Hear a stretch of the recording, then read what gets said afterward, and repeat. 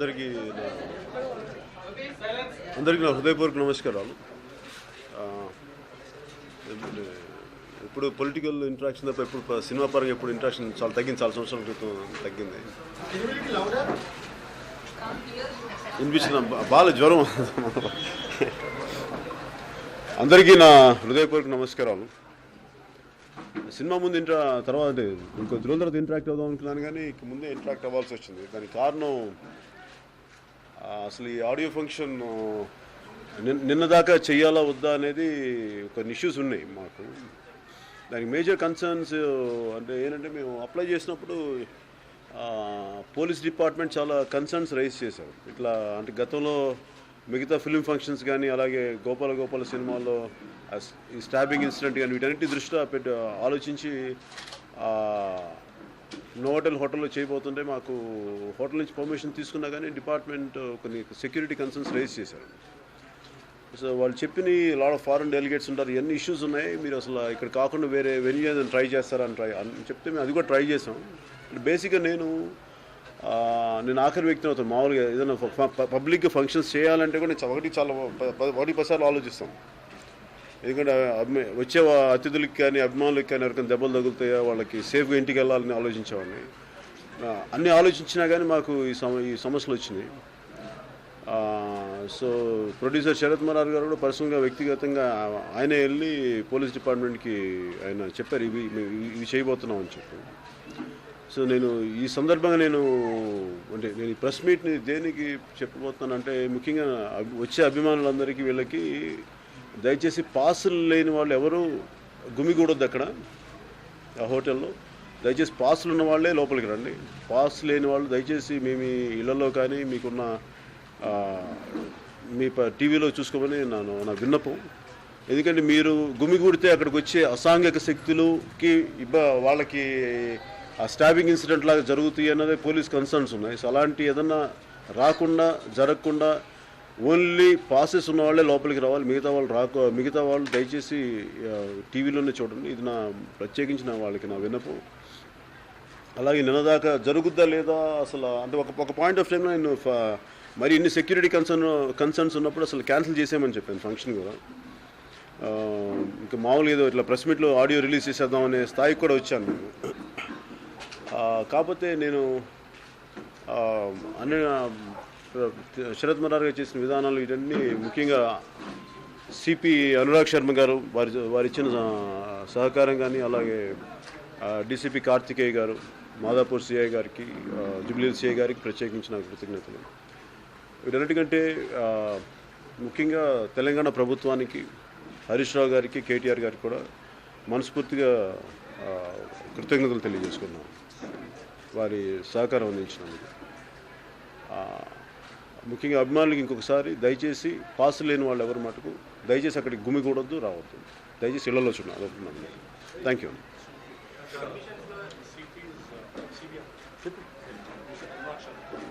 Sorry DGP గారు, sorry it's CP Anurag Sharma, CV Anand గారికి sorry. అలాగే కమిషనర్ సివి ఆనంద్ గారికి కూడా మనస్ఫూర్తి నా కృతజ్ఞతలు తెలియజేసుకున్నాను. డీజీపీ అనురాగ్ శర్మ గారికి కూడా థ్యాంక్ యూ. అంటే సెక్యూరిటీ ఎలా చేశారంటే, మేము లాట్ ఆఫ్ సెక్యూరిటీ అరేంజ్ చేసాం. పర్సనల్గా నాకు ఉండే సెక్యూరిటీ బాంబే నుంచి కూడా ఇంకో ఎక్స్ట్రా 25 మెంబర్ని తెప్పించుకున్నాం. మోర్ ఆఫ్ ఇలాంటి స్పెషల్ ఈవెంట్స్ని ఆర్గనైజ్ చేసేవాళ్ళు, వాళ్ళు కూడా ఆర్గనైజ్ చేస్తాను. అపార్ట్ ఫ్రమ్ అడిషనల్ పోలీస్ ఫోర్సెస్ని కూడా డిప్లాయ్ చేస్తూ ఉన్నాం. ఎందుకంటే లాట్ ఆఫ్ ఫారెన్ డెలిగేట్స్ అంతా ఉంటారు, వాళ్ళకి ఎవరికి ఇబ్బంది కలగకూడదు అని చెప్పేసి. లాస్ట్ టైం నేను జనసేన ఆవిర్భావ సభ కూడా చేశాను, అప్పుడు ఏం జరగలేదు. కానీ మరి ఇప్పుడు కన్సర్న్స్ వేరుగా ఉన్నాయని చెప్పారు డిపార్ట్మెంట్ కూడా.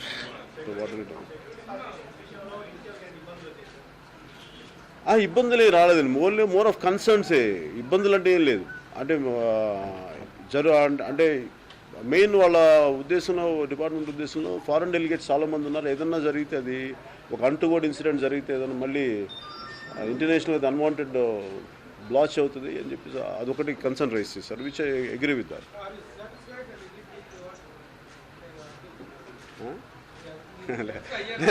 100% సాటిస్ఫై.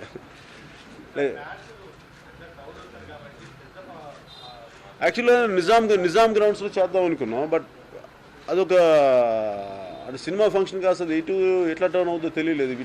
అక్కడ కూడా కొన్ని కన్సర్న్స్ రైజ్ చేశారు, అలా చేద్దాం అనుకున్నాను. కానీ సో వీటన్నిటిని దృష్టిలో పెట్టుకొని కొంచెం కంట్రోల్ అట్మాస్ఫియర్ చేస్తే బెటర్గా ఉంటుంది. ఎందుకంటే నాకు ఆడియో ఫంక్షన్ జరుపుకోవడం నాకు పెద్ద ఇష్టం ఉండదు.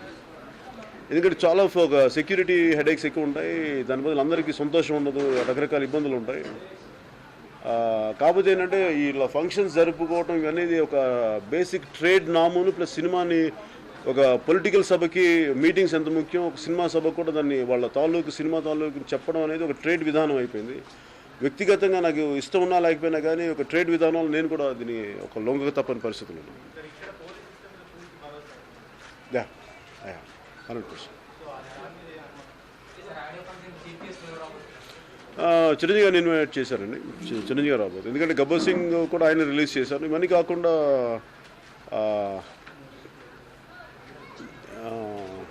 మేజర్గా నేను అనుకుంటే జానీ తర్వాత నేను ఫుల్ ఫ్లెజ్ స్క్రిప్ట్ రాయలేదు. ఆఫ్టర్ లాంగ్ బ్యాక్ రాశాను కాబట్టి అన్ని దృష్టిలో పెట్టుకొని నేను వారిని ఇన్వైట్ చేయడం జరిగింది. సార్ ఇట్ వాజ్ ఎవరు అంటే అట్లాగేం అనుకోలేదంటే బేసిక్గా కథ ఒక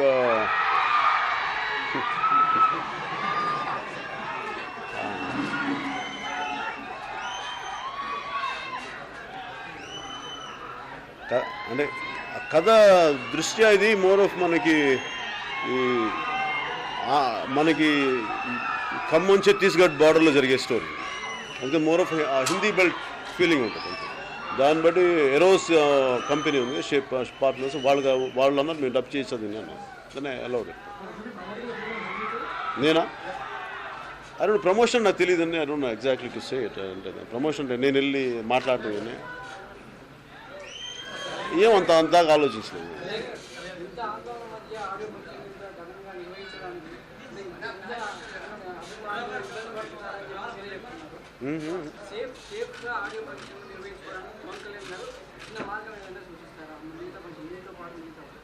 సేఫ్గా అంటే ఇది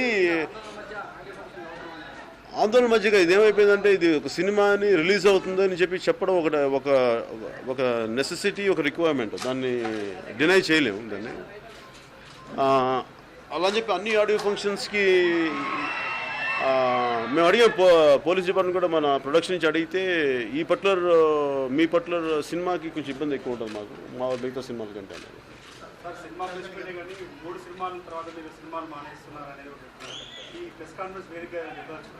లేదు లేదు, అన్నీ ఒకళ్ళు చేయలేరు కదండి, ఎవరి పనులు వాళ్ళు చేయాలి. లేదు అంటే నేను కొంచెం ఎక్కువ పార్టిసిపేట్ చేశాను.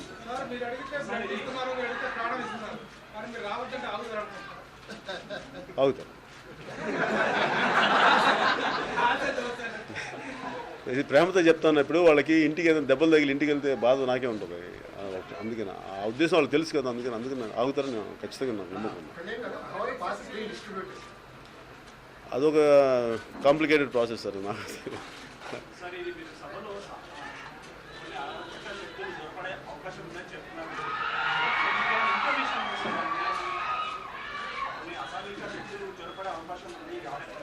అంటే మామూలు అంటే మనకి మనం చూశారు కదా, మీరు విన్నారో లేదు తెలీదు, గోపాల ఫంక్షన్లో కూడా ఒక స్టాబింగ్ ఇన్సిడెంట్ అయింది. ఎవరో రౌడీ షీటర్స్ పిక్ పాకెటర్స్ ఎవరు చేశారని అన్నారు ఆ టైంలో. అలాంటివి జరిగే అవకాశాలు ఏం లేదు. గ్రూప్ ఆఫ్ పీపుల్ డెఫినెట్గా పిక్ పాకెటింగ్ ఇవన్నీ ఉంటాయి. అండ్ ఆల్సో హోటల్ లేదండి, పోలీస్ నుంచి వచ్చింది. నాకు అంత తెలియదు, నాకు ఇక్కడ ఉంటుంది.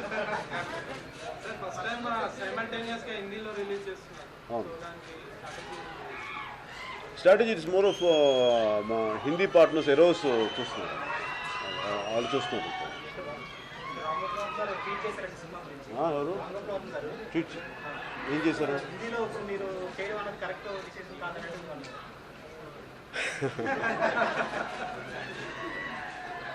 నాకు ఆయన ట్వీట్స్ నాకు ఎప్పుడో చెప్తూ ఉంటాను, చదువుతూ ఉంటాను. నేను కూడా ఆయన ఒపీనియన్ నేను గౌరవిస్తాను.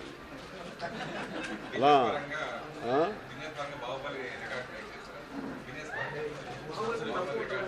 నేను ఇప్పుడు దాకా నిజంగా లోపల కూడా నాకు అనుకోలేదు ఇది బ్రేక్ చేయాలనుకోను. ఇంకా సినిమా చేస్తాం, అది దాని కెపాసిటీ అంతా అంత ఆడుతుంది. దాన్ని కూర్చోబెట్టి ఇంకొక సినిమాతో పోటీ పడాలని కానీ అది ఎప్పుడు నా లైఫ్లో ఎప్పుడు నేను ఆలోచించలేదు. అది భగవంతుడికి వదిలేస్తాను నాకు సంబంధం. సార్ అనుమానం అయితే ఉండదు. ఆయన సెట్ చూశారు, నన్ను పక్కనే కదా, ఇంటి పక్కనే కదా, ఆ సెట్ చూసాను. బట్ రియలిస్టిక్గా ఉంది, బాగుందని చెప్పారు. మిగతా ఇది మామూలు సరదాగా మాట్లాడుతున్నాను. నేను డబ్బింగ్ నేను చెప్పండి, ఇంకో నాలాంటి వాయిస్ ఏదో ఉందో వాళ్ళ చేత చెప్పిస్తాను. లేదు నేను పాడలేదు, నాకు అంత గ్రిప్ లేదు హిందీ. సినిమా నా నష్టాల గురికి నిలబడాలి కదా, మరి అంత ఖర్చు పెట్టాం.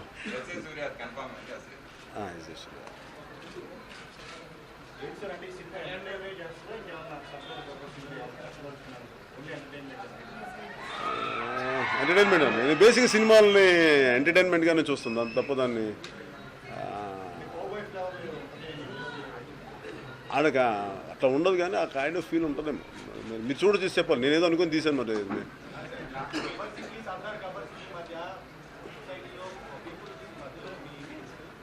సార్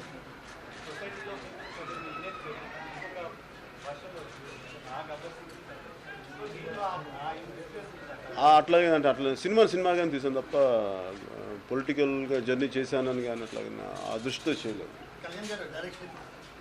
డైరెక్షన్ చేయనండి, మొన్న చేయకపోవడా కథ వచ్చినప్పుడు ఉంటుందండి ఎవరితో.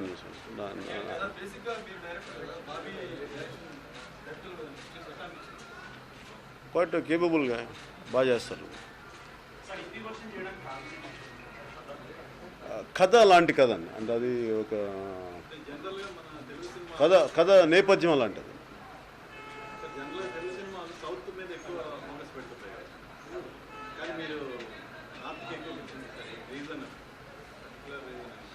అట్లా ఏం అనుకోలేదు ఇప్పుడు, అని మేము నేను ఇటువైపు పెరగటం వల్ల దానివల్ల. అది పొలిటికల్ మీటింగ్లో చెప్తాను.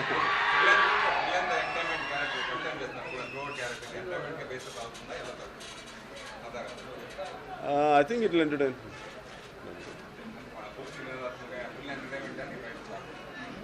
అంటే ఏదో అనుకుని మేము చేస్తాం, ఫైనల్గా అది జనం దానికి ఎలా రెస్పాండ్ అవుతారనేది. ఐ థింక్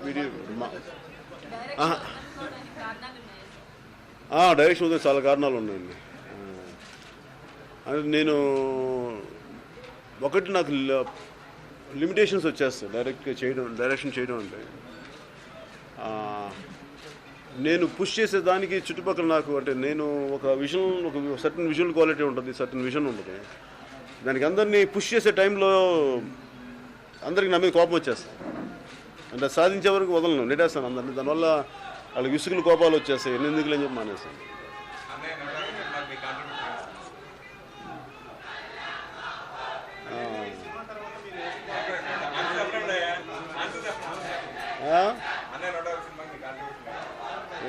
ఆయన అంటే ఇష్టం అయితే కోరుకుంటాను రావాలని అంత.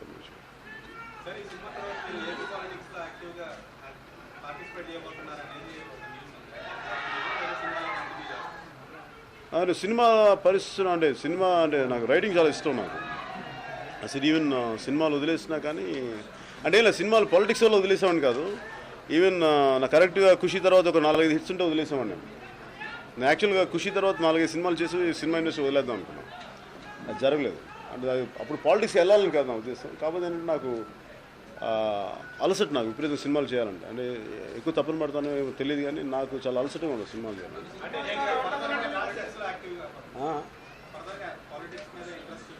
అట్లాగేం లేదండి, జరగాలి, ఎలా జరుగుతుంది చూస్తాను అంటే ప్రస్తుతం.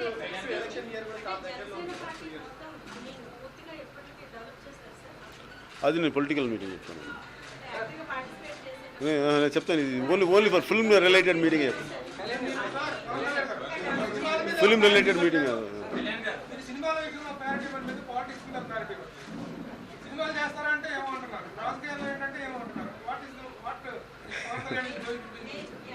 అదే అదే నాకు కన్ఫ్యూజన్.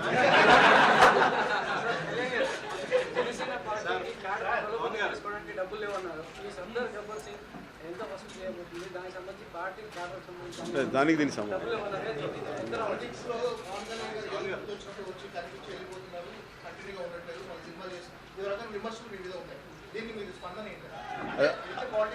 అది పొలిటికల్ మీటింగ్లో చెప్తాను.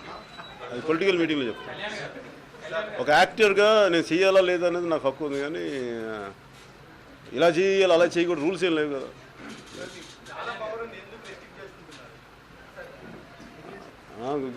ఏం సార్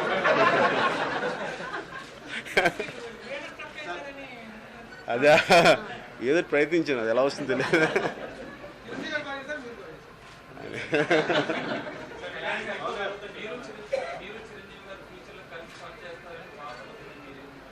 అది నేను ఆయనతో ఎప్పుడు యాక్ట్ చేయడానికి సిద్ధంగానే ఉంటాను.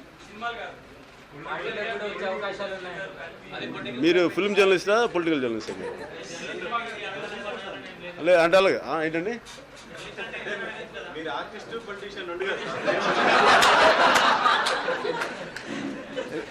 లేదు యాక్టింగ్ మేము పొలిటికల్ కంటే కూడా మీ ఇద్దరు సినిమాల పరంగా కలిసి ఉంటాం.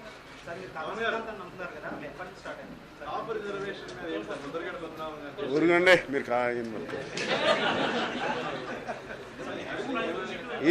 పొలిటికల్ మీటింగ్ చేస్తున్నారు కదా.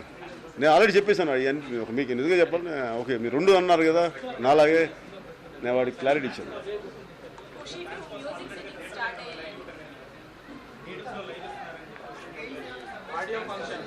ఇస్తున్నారా అట్లా? ఓ అట్లా జనసేనకి ఇచ్చినట్ట.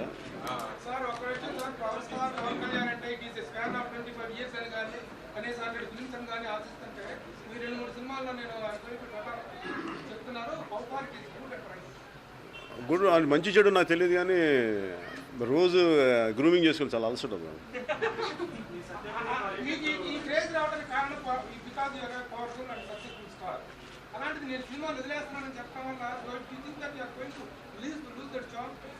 మేబీ పోవచ్చేమో, చూద్దాం. బతికుంటాం కదా సార్. నేను అలాగే అంత పెద్ద మాటలు తెలియదు సార్ నాకు. ఏదో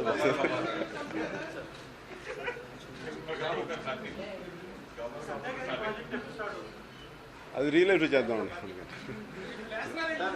చాలా ఓకే.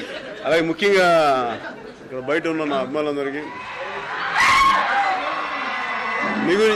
మీ గురించే మాట్లాడుతున్న. పాస్ లేని వాళ్ళు దయచేసి అక్కడ రావద్దు, మీరు ఉండండి, సేఫ్గా ఉండాలి, సేఫ్గా ఇంటికి వెళ్ళండి. పాస్ ఉన్న వాళ్ళు దయచేసి ఉండండి. థ్యాంక్ యూ అండ్ జై హింద్.